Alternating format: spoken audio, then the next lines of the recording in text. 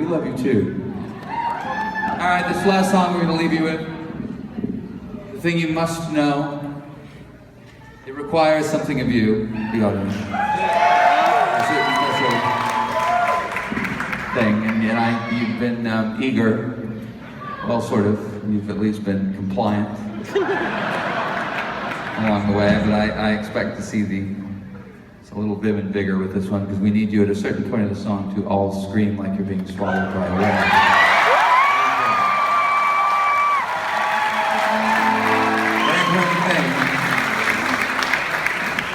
But because you may or may not know, somebody may know, but many of you may not know when to scream like you're being swallowed by a whale. Probably a good idea that we have a little bit of organ. See?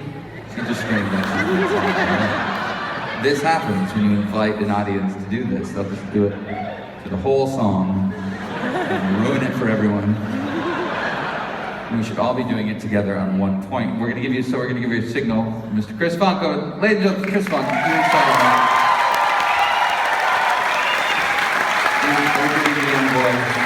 He's going to give you the signal, and the signal will look like this.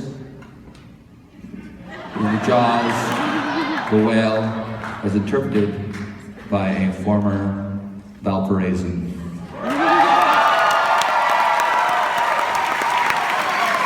Keep in mind, Chris Funk has never seen a whale in his entire life. And he's only guessing what a whale might look like. But it's pretty good.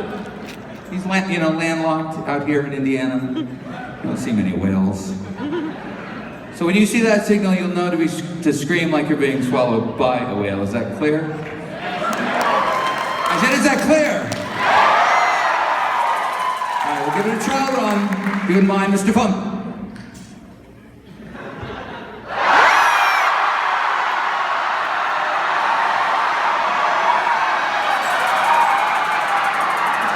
That was very good. I thought it was going to drop off too quickly, because sometimes that happens. But if you really imagined what it would be like to be swallowed by a whale, it wouldn't drop off. It'd probably be the longest scream you ever screamed in your life. And the fact that you'd been torn in half, and your bottom part was sort of floating away with your entrails, half of your entrails anyway, sort of dangling along with it. Your top half would still be screaming, because you would still have your lungs and your larynx. And a little bit of joie de vivre. I don't know if you call it that, to keep it going. So let's try it one more time. Let's really bring our A game, Mr. Funk, if you wouldn't mind.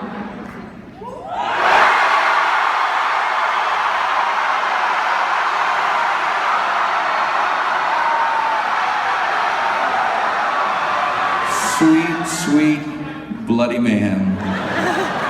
Ladies and gentlemen, this is the Mariner's Revenge song.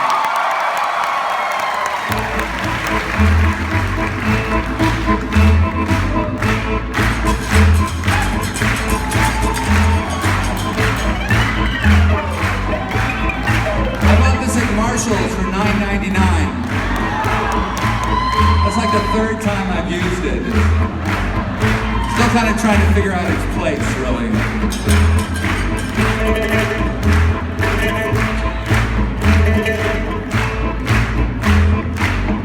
We are two mariners, a ship's sole survivors in this belly of a whale.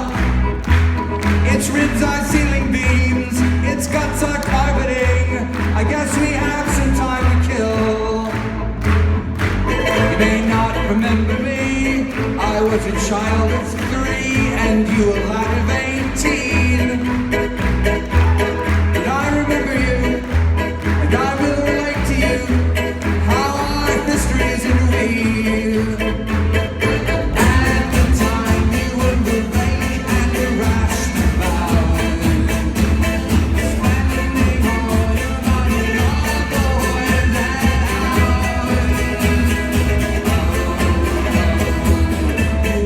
Charming and all cheap and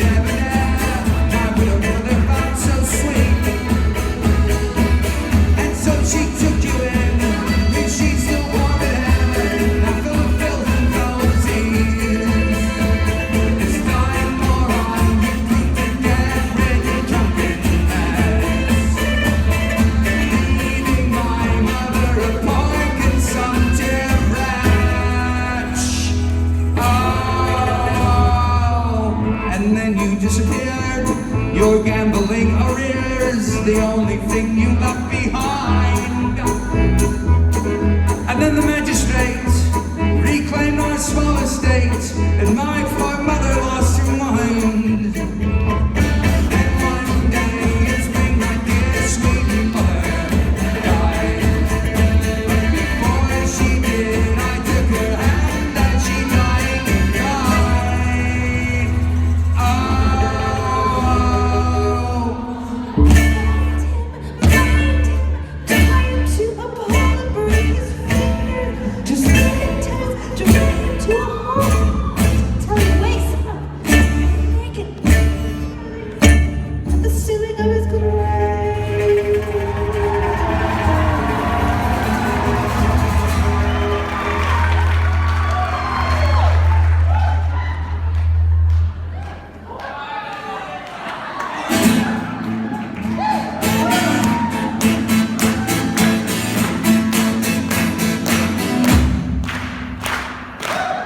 It took me 15 or 16 years to swallow all my tears among the urchins in the street, until a priory took pity and hired me to keep their vestry nice and neat. But never once in the employ of these holy, holy men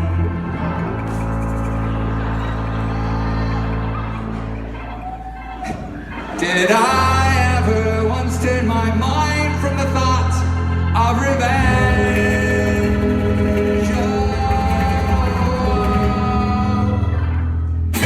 One night I overheard the prior exchanging words with a penitent whaler from the sea,